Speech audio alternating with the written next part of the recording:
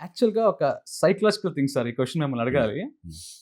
First అంటే last 1 ½ year back 'Chandrahasan' first మీరు launch చేద్దాం అని వచ్చినప్పుడు ఎంతో పాజిటివ్‌గా మార్నింగ్ లాంచ్ చేయడం జరిగింది. Everything going very fine.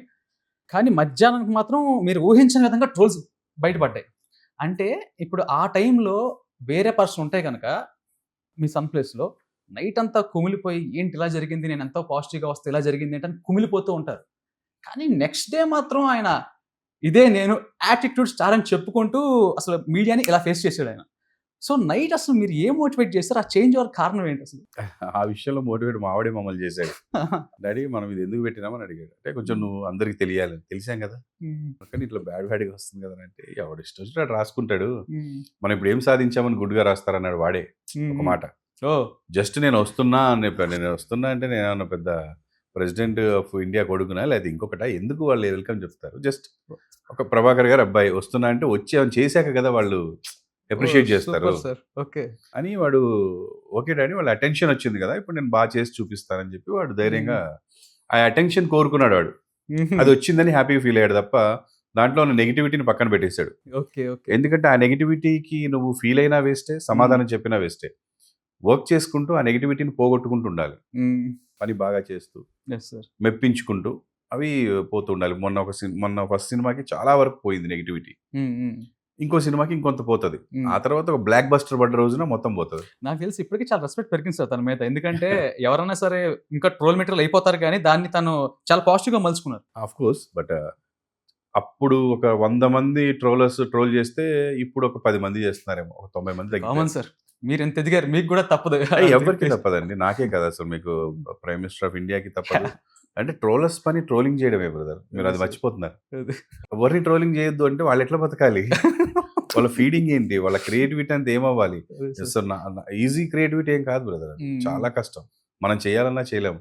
హ్మ్. ఒక సీరియల్ రాయమంటే ఈజీగా రాసేస్తాం గానీ, అంత క్రియేటివ్‌గా సింక్ చేస్తూ వేరే వేరే బిట్లు, హ్మ్. సంబంధం లేని బిట్లు హ్మ్. అంటే అవాస్తవాన్ని వాస్తవంలాగా చూపించడం. హ్మ్. హ్మ్. అది చూసి జనాలు ఎంజాయ్ చేయడం. అదే జనాలు సార్. గూడా ఏంటి అంత సీరియస్‌గా ఎందుకు తీసుకుంటారు దాన్ని? అదే. కాసేపు నవ్వుకొని వదిలేస్తారు. అదే sir. They don't take it serious. And more ever ఏంటంటే 'ప్రభాకర్' గారి గురించి నేను విన్నదేంటంటే ఒక పర్సన్ చూడంగానే ఇతను ఎందుకు పనికొస్తాడు? ఇతనికి ఒకటి సజెస్ట్ చేయడం లాంటివి చాలా నేను వింటూ వచ్చాను సార్. అవును. ఫస్ట్ అసలు 'చంద్రహాస్' గారిని చూడగానే ముందే మీరు యాక్టర్ అని ఫీల్ అయితే అటువైపే ఉంచేవారు. కానీ హ్మ్. మీరు డిఫరెంట్ వేస్‌లో తను ట్రై చేసి, కానీ తర్వాత తను యాక్టర్ అవుతాడు అని నమ్మటం జరిగింది. సో, మీరు హ్మ్. ఆ స్పార్క్ మీకు ఏ విధంగా కనిపించింది? అదే అండి. నాకు ఫస్ట్ వాడిని ఒక పైలట్ చేయాలని, లేతే ఇంకేదైనా చదివించాలి, యూఎస్ పంపించాలి అలా ఉండేది. సో, అటువైపు వాడికి పెద్దగా అబ్బట్లేదు. వాడి మొత్తం దృష్టి దీని మీదే ఉందని హ్మ్. నాకర్థమైంది. హ్మ్. అర్థమైన తర్వాత అట్లా ఉంటే సరిపోదు. మరి నువ్వు ట్రైల్ చేసుకోవాలి, చాలా చేసుకోవాలి అని చెప్పాను. కొన్ని ట్రైల్స్ చేశాడు. హ్మ్. అవి వాడికి నచ్చగా ఒక సాంగ్ షూటింగ్ చేశాడు. ఓకే. 'నాటు నాటు' అనే సాంగ్ సినిమా రిలీజ్‌కి ముందే. సినిమాలో ఎలా హుహు. ఉంటదో మనకు తెలీదు. హ్మ్. హ్మ్. సో, వాడి స్టైల్‌లో ఒక సాంగ్ షూట్ చేసి యూట్యూబ్‌లో పెడితే ట్రెండింగెళ్ళింది. హ్మ్. సో, ఎవ్రీబడీ అంటే 99% మార్క్స్ పడ్డాయి. చాలా హ్మ్. బాగా చేశాడని. ఓహ్! అక్కడ వాడికి కాన్ఫిడెన్స్ వచ్చింది. అది చూసి నాకు కొంచెం మీకు కాన్ఫిడెన్స్ వచ్చింది. సో, అది ఓకే. చూసిన తర్వాత ఇప్పటికి నేను ఇంకా ఫిక్స్ అవ్వలే. ఒక ప్రొడ్యూసర్ వచ్చాడు. హ్మ్. సినిమా చేద్దాం అనుకుంటానండి అని. అదే 'black dog for a white chick' అని. హ్మ్. సరే వాళ్ళకి అప్పజెప్పాను. ఆ ప్రాసెస్‌లో వాడు చేస్తున్న సిన్సియర్‌గా వర్క్ చేస్తున్నది, వాడి ఇంట్రెస్ట్ అండ్ వాడి పెర్ఫార్మన్స్ అవి చూసినప్పుడు నాకు కాన్ఫిడెన్స్ వచ్చిందండి. ఓకే. ఓకే. వీడిని ఇటువైపు ఎంకరేజ్ చేయొచ్చు అని. ఓకే. ముందెప్పుడూ అనుకోలేదు. Okay sir. అది చేద్దామని. హ్మ్. యాక్చువల్‌గా అదే సార్ నేను ఏంటంటే, యాటిట్యూడ్ స్టార్ అనే ఒక బిరుదొచ్చిన తర్వాత కొంతమంది ప్రొడ్యూసర్స్ చేద్దామని ముందుకొచ్చినా సరే, వాళ్ళని పక్కన పెట్టేసి మీరు కొంచెం మీకు మంచిన బడ్జెట్ అయినా సరే ధైర్యంగా ముందుకొచ్చారని విన్నా. అంటే ఈ టైంలో రిస్క్ తీసుకోవాలని ఎందుకు అనిపించింది సార్? ఎందుకంటే నేను ఆ 'black dog for a white chick' సినిమా చూసినా. హ్మ్. సూపరుంది సినిమా. హ్మ్. కానీ ఒక్కటే వర్గానికి ఉంది యూత్. Youth target. హ్మ్. ఆ అమ్మాయితో వాడు ఫుల్ జల్సా చేస్తాడు. 5 ఫైట్‌లు చేస్తాడు. హ్మ్. మంచి పాటలు పాడతాడు.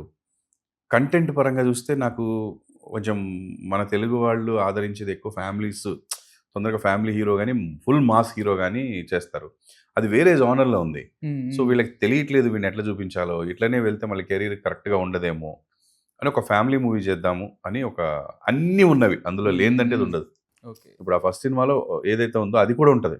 హుహు. ఎక్కడో ఒక చోట. ఓకే. సో, మొత్తం ఆల్ రౌండ్ షో. అన్నీ ఉండేలాగా హ్మ్. చేద్దాము. షో రీల్‌లా ఉంటది కదా! అని ఒక మంచి సబ్జెక్టు. అది చేసేదేదో ఫుల్ ఫన్ చేద్దాం. హ్మ్. ఫస్ట్ హ్మ్. ఫ్రేమ్ నుంచి లాస్ట్ ఫ్రేమ్ వరకు సీరియస్నెస్సే వద్దు అని చెప్పి చేసాము. ఓకే. సో చూసిన వాళ్ళు కొంతమంది చాలా ఎంజాయ్ చేసామండి. కానీ ఇంకేమన్నా కథ ఉంటే బాగుండని అన్నవాళ్ళు ఉన్నారు. బట్ మేము అసలు అలా అనుకోలే, కథ ఉండాలనుకోలే. అదే సార్. ఫుల్ ఎంజాయ్ చేసి వెళ్ళిపోవాలి మీరు. ఫుల్ 2.5 గంటలు నవ్వుకున్నారా లేదా?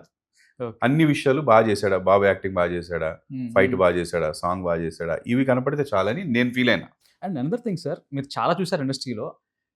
అండ్ ఇందాక మీరు చెప్పినట్టు నేను ఎందుకు అడిగానంటే ఫస్ట్ క్వశ్చన్, ఇప్పుడు 'రామ్ నగర్ బన్నీ' అనే సినిమాకి బజ్ ఎంత రావాలో అంత వచ్చింది.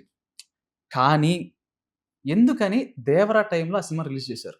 చాలా మంది చెప్పారు వద్దని, 'దేవరా' థియేటర్స్ ఉంటాయి, మీకు థియేటర్స్ కూడా దొరకవని చెప్పారు. సో మైత్రి మూవీ వాళ్ళు డిస్ట్రిబ్యూషన్ తీసుకోవడం మాకు చాలా సంతోషం వేసింది. వాళ్ళని అడిగాము. 'దేవరా' డివైడ్ టాక్ వచ్చింది. అంటే అదంతా ఫేక్ అండి అది. ఆ టాక్ థియేటర్లో చూస్తే ఫుల్ జనం ఉంటున్నారు, బయట మాట్లాడేవాడు ఏదో సొల్లు మాట్లాడుతున్నాడు సినిమా గురించి. మేము వెళ్ళి చూసాం సినిమా, అదిరిపోయింది సినిమా. ఒక్కొక్క ఫ్రేమ్ సరిపోద్ది అనిపించింది. అంటే నాకు అసలు ఆ సినిమాలో 'దేవరాలో ఆయుధ పూజ' సాంగ్ ఒకటి ఉంటుంది. ఆ ఒక్క సాంగ్ చాలు నేను 1000 రూపాయలు పెట్టి వెళ్తే. ఆయన పెర్ఫార్మెన్స్, ఆయన ఎక్స్ప్రెషన్, ఆ డాన్స్లో ఇది ఇచ్చింది కానీ అదొక్కటి చాలండి. ఇంకేందండి చూసేది? మన థియేటర్కి వెళ్ళి మనం పెట్టిన 250, 300కి ఇంత మంచి సినిమాని ఇలా చెప్పారేంటని నా సినిమా రిలీజ్ అయ్యి ఇంకా ఏంటి నా సినిమా పెద్దగా థియేటర్లో వెళ్ళట్లేదు అనుకున్న తర్వాత వెళ్ళి చూసాను నేను ఆ సినిమా. నేను రిలీజ్ బిజీలో ఉండడం వల్ల యాక్చువల్గా ఎప్పుడు ఫస్ట్ డే చూసేస్తాం మేము నలుగురం. ఏ సినిమా అయినా సరే, ఎన్టీఆర్ గారి సినిమా ఏ సినిమా కూడా ఫస్ట్ డే వెళ్ళకపోతే మా ఊడు ఒప్పుకోడు. కరెక్ట్గా 4th మా రిలీజ్ ఉండడం వల్ల మేము 27th అంటే 26th 27th ఎక్కడ ఊళ్ళో తిరుగుతున్నాం, జర్నీలో ఉన్నాము. అప్పటికి మా వాడు 2-3 సార్లు వెళ్దాం అనుకుంటే నేనే అసలు అరే పొద్దున్న లేచి మళ్ళీ ఇటు వెళ్ళాలి అట్లానే ఆపిన పాపం వాడిని 1 వీక్. అయినా కూడా వాడు 2వ రోజు 3వ రోజు వెళ్ళిపోయాడు. వాడు పాప వెళ్ళిపోయారు.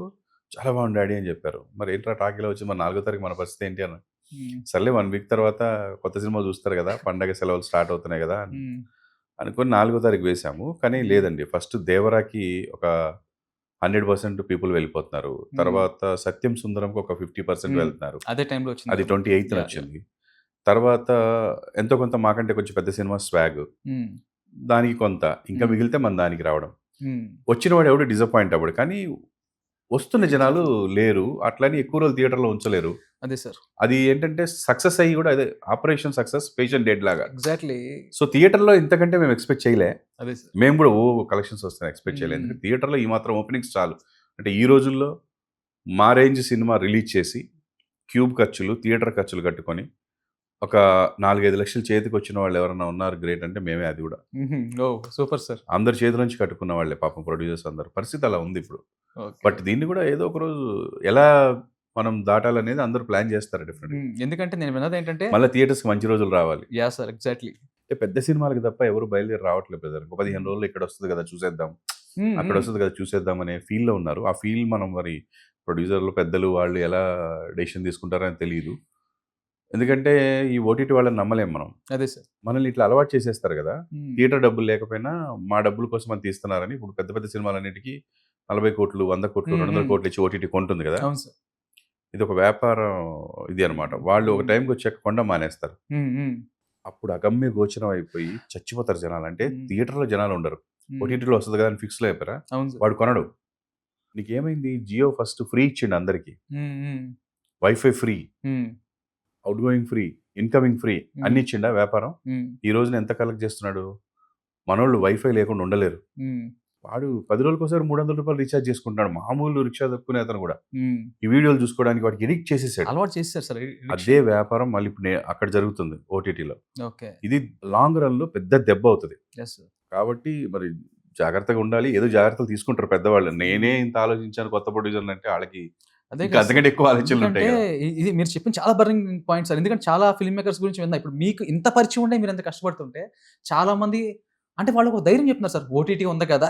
అఫ్ కోర్స్ ఓటీటీ ఉంది. ఈ రోజున ఒక 2-3 కోట్లు తీసిన సినిమాలన్నీ సేఫే. కానీ 100 కోట్లు ఇట్లా 200 కోట్లు పెట్టి తీస్తున్న సినిమాలు ఓటీటీ ఉంది కాబట్టి సేఫ్టీగా బయటపడుతున్నాయి. కానీ చిన్న సినిమా థియేటర్కి రాకపోతే, ఇప్పుడు స్వాగ్ లాంటి సినిమా చాలా ఖర్చు పెట్టాం, మరి ఓటీటీలు కొనకపోతే ఎట్లా? అదే. Please do subscribe to Telugu Rajyam channel. Please do subscribe to Telugu Rajyam channel. Please do subscribe to Telugu Rajyam channel. Hi అండి, నేను మీ ఆర్పీని, నెల్లూరు పెద్దారెడ్డి చేపల పులుసు ఓనర్ని. మీరు తెలుగు రాజ్యం అనే ఈ యూట్యూబ్ ఛానల్ సబ్స్క్రైబ్ చేసుకుని మంచి మంచి వీడియోలతో వస్తారు. Thank you so much. Hi people, I'm Sonakshi Verma. and you please watch Telugu Rajam and please subscribe to the channel.